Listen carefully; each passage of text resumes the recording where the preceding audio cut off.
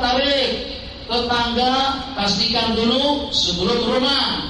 Sahabat, teman, pastikan dulu sebelum kita musafir. Kita musafir dengan siapa? Siapa yang akan menjadi tetangga-tetangga kita? Jadi ulama tidak hanya mendasarkan tetangga yang untuk sementara waktu, tapi juga tetangga kita untuk selama-lamanya. Ya Allah, nah pergi kemana?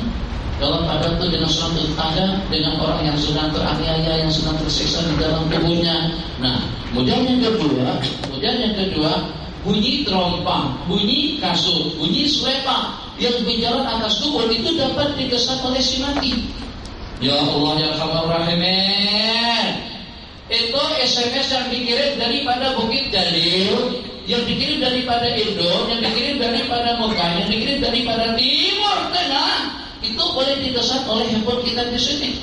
Bahkan bacaan daripada kita di atas tidak boleh digesak oleh si mati di bawah. Kecanggihan teknologi akhirat barzah lebih canggih daripada teknologi dunia. Jadi dengan si mati, Nabi kita sadarkan ucapan kita, perbuatan kita kalau dengan akal kita mana mungkin ini si mati dalam kubur udah mati lagi. Macam mana dia boleh tahu kita datang berziarah? Macam mana dia boleh tahu kita berkunjung? Macam mana dia boleh tahu dan juga boleh mendengar dengan salat yang kita lantunkan? Nabi kita bersabda, yafrahu bisyaratihi. Si mati kalau pada saat diziarahi oleh orang yang mengenalnya, yang dikenalnya, dia akan merasa merasa senang, yasta'nisu, terasa jinak dan terasa bahagia, terasa nyaman. Makanya dikatakan kalau kita ziarah kubur kawan, elok dengan kita dekat dengan kuburnya, dekat dengan kubur yang kita ziarahi. Assalamualaikum ya Allah, dia akan menyambut salam kita. Yang walaupun kita di atas, dia di bawah. Yang walaupun terhalang dengan tanah, terhalang dengan batu nisan dan lain sebagainya. Jadi kalau SMS saja boleh masuk, atau juga boleh sampai ke mana saja orang yang berkenaan. Pertanyaan yang kemarin itu katanya kalau seandainya mak dikuburkan di Mekah atau dikuburkan di satu lokasi kuburan di sini, pada satu ketika ternyata tak apa pertimbangannya, ternyata pun terpaksa untuk pindah ke tempat yang lain. Saya masih ingat orang tua berkubur di Tampil, ya sekarang ini ternyata sudah dari Senawang. Maka pada saat si anak baca Fatihah, baca Yasin, baca zikir, tahlil dan lain sebagainya, pahala diniatkan untuk mak yang dikuburkan di Tampil. Sampai pahalanya kepada mak tadi itu, sedangkan dengan mak sudah tidak ada di Tampil, sudah pindah ke Taiping. Jauh sampai ke Perak Situ. Jadi rasanya saya seperti tak dapat jawaban. Macam mana agak-agaknya kalau jalan ke situ? Teringat handphone. Itu kalau kita bawa handphonenya asalkan nomornya betul, ya walaupun tadi mak ayah itu kita bagikan handphone, mak ayah duduk di Senawang, tapi pada hari kita SMS, mak ayah kita sedang berada di Mekah atau sedang berada di Pangkor. Mak, assalamualaikum. Agak-agak sampai kita kepada mak. Asalkan nomornya betul, insya Allah SMS-nya sampai. Asalkan niatnya juga betul untuk mak dan ayah. Dimanapun roh mak dan ayah, atau juga dimanapun kuburan mak ayah dipindahkan, insya Allah pahalanya akan menyusul. Itu teknologi canggih Allah Jalla wa'ala yang akan menyampaikan kejaran pahala kepada orang yang berkenaan. Jadi macam mana? Terganggu Tuan Aceh. Apa? Sekarang dalam kubur yang diharapkan itu Fatihah, zikir, tasbih, ibadah, bukan musik, bukan hiburan, bukan sukan, bukan sorakan daripada kita. Terakhir, waktu dah habis.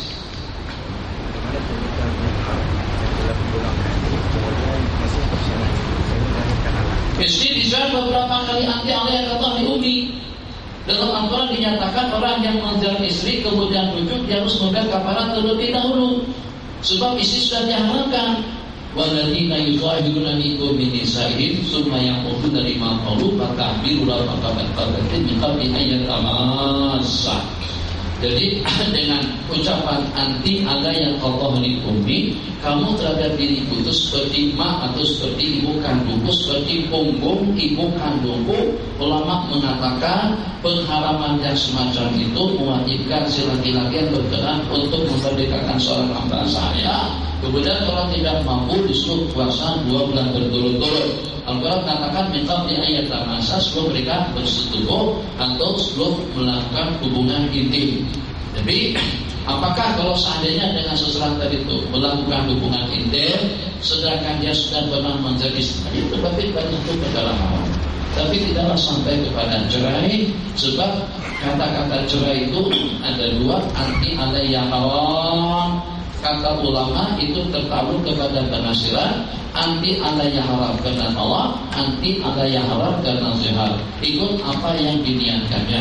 Jadi secara pasti orang tadi itu berarti kepada dosa besar karena melakukan hubungan sebelum dia melakukan kafarat zihar itu dengan puasa 2 bulan berturut-turut. Silakan Haji. Salam wabarakatuh. Penjelasan atau pendapat bagi orang yang tinggal solat dikata tak sempat nak kotor memadai sunat sunat. Bukan sunat saja, lenuh lagi, lenuh. Sebab satu kali sembahyang fardu itu baru boleh teratasi dan juga boleh tertunaikan dengan 70 sembahyang sunat. Satu rakaat sembahyang fardu boleh diqadha dengan 70 rakaat sembahyang sunat. Jadi kalau kita nak qadha subuh, lebih elok dengan kita mengqadha subuh daripada kita bersembahyang sunat. Kalau kita bersembahyang duha, duhanya setakat 2 rakaat, tahajudnya setakat 2 rakaat, witirnya setakat 3 rakaat, baru betul.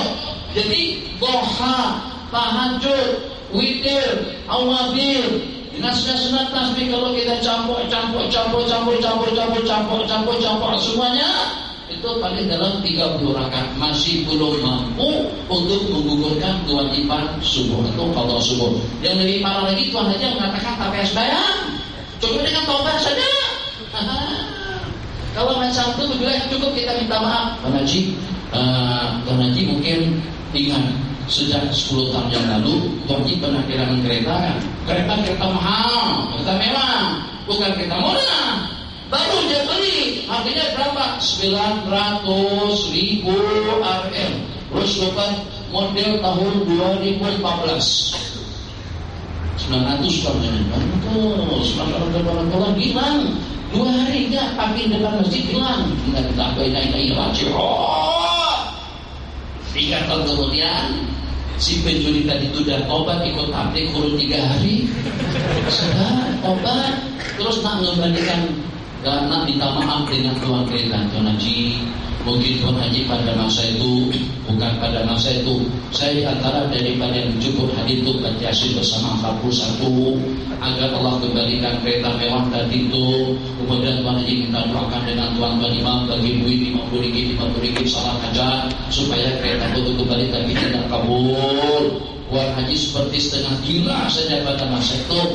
Nah sebenarnya yang mencuri kereta Tuan Haji itu adalah aku sendiri, dan saya minta maaf sebanyak-banyaknya. Kereta itu harus ada di rumah saya. Agak-agak cukup dengan minta maaf tadi itu.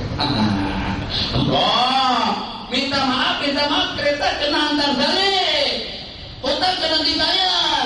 Minta maaf Tuan Haji, hutang yang sudah itu saya tak boleh, saya minta maaf saja.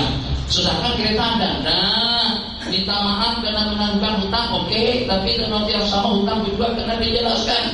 Macam itulah hutang kita dengan Allah. Tak cukup kalau setakat dengan istighfar, harus juga dengan sembahyangnya kita pokok dan juga kita laksanakan. Tidak betul menurut jumhur dan juga pendapat mazhab tempat, sembahyang yang ditinggalkan secara sengaja itu harus diqadha dan tidak akan terpenuhi dan juga tidak akan tertunaikan kewajibannya kecuali dengan mengqadha sembahyang yang ditinggalkan.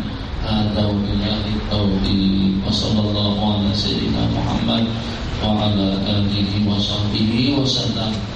Bismillahirrahmanirrahim. Alhamdulillah sallallahu ala sayyidina Muhammad wa ala alihi wa sahbihi ajma'in. Wa ta'ala wa 'allimna ma yanfa'una wa zidna rabbana innaka kunta hasanah fil akhirati hasanatan wa qina adzabannar. Amin.